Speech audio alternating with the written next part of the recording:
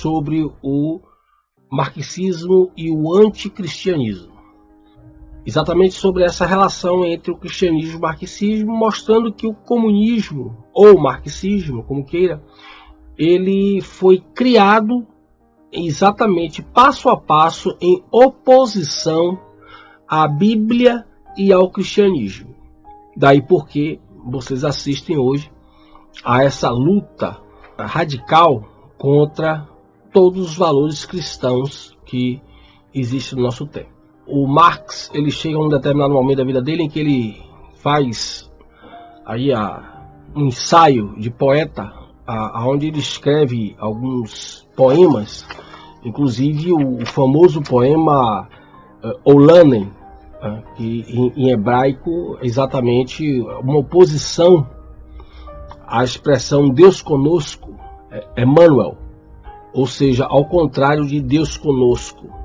Falo também de determinados aspectos, como o trabalho do Richard von Braun, um pastor romeno que foi durante muito tempo torturado porque era cristão, e ele vai observar isso quando ele está preso, e vou fazendo pouco a pouco a relação entre uma série de nomenclaturas comunistas que estão diretamente relacionadas a ideias ou princípios do cristianismo.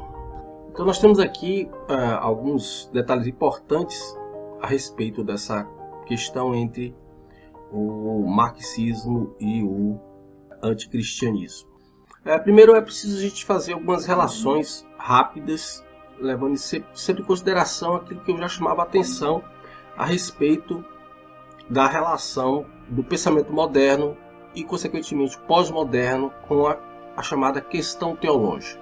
Se nós não compreendermos, não percebermos a relação que existe entre a teologia e a filosofia moderna, onde a filosofia moderna ela busca dar respostas às questões de ordem teológica que já vinham se desenvolvendo a partir da Idade Média.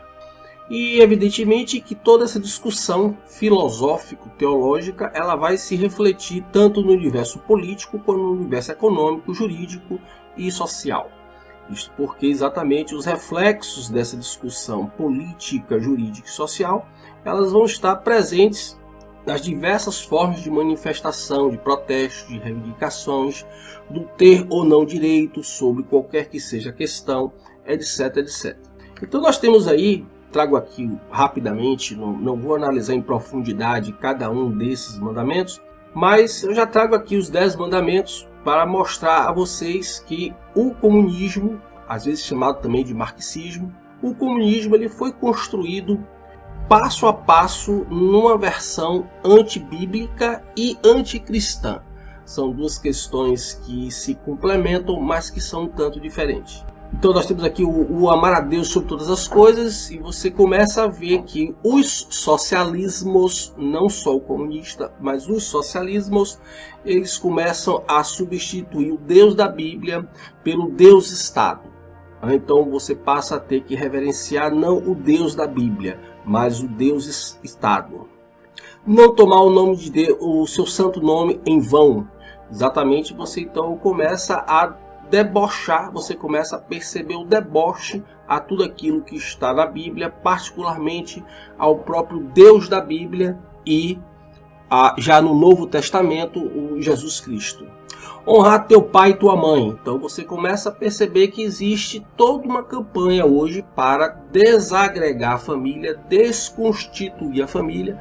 Daí porque a importância de destruir a família e de, consequentemente, o primeiro passo para você destruir a família é você desagregar pai e mãe, é você separar pai e mãe. O não matarás, então você começa a observar, particularmente agora na pós-modernidade, você começa a perceber um desleixo com relação à questão do homicídio. Inclusive, você também já pôde perceber essa ideia, essa inversão sobre colocar o criminoso como vítima da sociedade. Ou seja, tudo isso são estratégias que visam minar a sustentação deste elo sagrado que é a família. e fundamental para a manutenção de qualquer sociedade. Não pecar contra a castidade, então você observa que hoje a tendência, se você observar aqui o não pecar contra a castidade, juntamente com não desejar a mulher do próximo, então você observa que existe toda uma campanha hoje em função da promiscuidade, né? Em função de você estar legitimado a ideia, por exemplo, do poliamor, a ideia de uma família no sentido socioafetivo. Então você começa a ter uma série de questões aí, de ordem inclusive jurídica, que vão chegando para a sociedade no sentido de favorecer exatamente a abolição da castidade, a abolição de uma prática de sexo responsável. As pessoas hoje elas buscam se encontrar muito mais em função da busca de praticar sexo do que mesmo em estabelecer laços de amizades, né? O não roubarás, você então vai perceber também que o crime contra a propriedade privada, o crime contra o patrimônio, ele começa a ser relativizado, inclusive com um discurso que tenta legitimar, um discurso neomarxista, que tenta legitimar, inclusive, o crime contra a propriedade como uma forma de distribuição de renda. Então nós começamos a perceber claramente que existe sim uma oposição muito clara do comunismo ser constituído no seu sentido mesmo antibíblico. Aqui nós temos também uma relação direta que eu consegui estabelecer entre o cristianismo e o marxismo, né? Como que o cristianismo ele vai sendo substituído pelo discurso revolucionário marxista, bem passo a passo para você entender. Então a ideia passa a ser o fato do indivíduo ter uma propriedade privada. A ideia da natureza decaída, a natureza do homem que foi expulso do paraíso, passa a ser associado a uma natureza burguesa. O homem decaído no marxismo passa a ser o burguês. A consciência de fé substituída pela consciência de classe. A essência divina sendo substituída pela ideia da essência do trabalho humano, né? Se no cristianismo existe uma essência divina, no marxismo a essência do homem é o trabalho, o homo faber, o homem do trabalho. A moral e a ética cristã, né? Substituída pela moral e a ética marxista, no sentido mesmo de abandonar uma reflexão do eu e do sentido de culpa, que leva a uma reflexão mais profunda sobre os nossos feitos nesse mundo, substituído pela filosofia do partido, a anulação do eu, porque o que fica prevalecendo não é nem a ideia de culpa, muito menos uma reflexão sobre o eu, mas o que fica estabelecido é e de culpar o outro pela situação em que aquele. A ideia de arrependimento substituída pela ideia de rebelião, a história da salvação substituída pela a ideia de luta de classe, de uma salvação comunista. Quando você se incorpora ao marxismo, você passa a exorcizar essa natureza decaída burguesa, a igreja cristã substituída pelo Partido Comunista, o clero cristão substituído pelos membros do partido, o desígnio e bênção de Deus passa a ser substituído pelo Estado Deus. Então, se no cristianismo é Deus que vai nos trazer a orientação, o desígnio, no marxismo isto é substituído pelo Estado. Se na Bíblia é Deus que nos diz o que merecemos ter, no marxismo isso é feito através de doações do Estado, é o Estado que vai dizer aquilo que você precisa. O amor como força, o perdão como um meio, a harmonia como um fim é substituído pelo ódio como força, ressentimento, conflito como um fim. Os santos cristãos são substituídos pelos guerrilheiros, os messias, ou a figura do Messias é substituída pela figura do Karl Marx, o novo Éden, o reino de Deus, ido pelo paraíso comunista. A pregação da fé ela é substituída pela pregação da revolta. A propagação da paz é substituída pela desconfiança. Então você passa a desconfiar de todo mundo. Todo branco, a ideia de que todo branco é racista, todo hétero é homofóbico, todo homem é machista. A pregação do perdão é substituída pela acusação exacerbada, baseada inclusive na ideia da dívida histórica. Então nós temos aqui algumas características importantes, apenas como orientação de estudo. A origem, uma das origens importantes do marxismo no iluminismo, que foi o Jean-Jacques Rousseau, a ideia que vai terminar resultando no massacre da Revolução Francesa, aqui no Brasil colocada nos livros como se fosse uma coisa assim linda e maravilhosa, mas na verdade vídeo praticado por grupos financiados pela maçonaria, e grupos esses que, vinculados a seitas satânicas, visavam exatamente eliminar todas as monarquias e substituí-las por repúblicas. Aqui nós temos a imagem do sacrifício. Isso aqui é uma oferenda, onde o rei ele é sacrificado. Isso aqui é um ritual satânico praticado em praça pública, aonde exatamente se visava a orientação da maçonaria, eliminar todas as famílias monárquicas, para que exatamente elas não voltassem a se desenvolver dentro desse novo contexto, onde eles queriam trocar as monarquias por repúblicas, porque viram que a república seria uma forma mais fácil de influenciar os governos. Então daí por que sacrificar aqueles que também, os reis, eram também considerados, modernamente falando, eram considerados os representantes de Deus na Terra. E daí porque esse sacrifício, matar um representante de Deus na Terra, era uma forma de um sacrifício satânico, e isso vai culminar nas novas formas de revolução pós-moderna que nós temos aqui. Aqui nós temos o Lênin, que iniciou esse primeiro grande rito pós-Revolução Francesa, repete o rito da Revolução Francesa.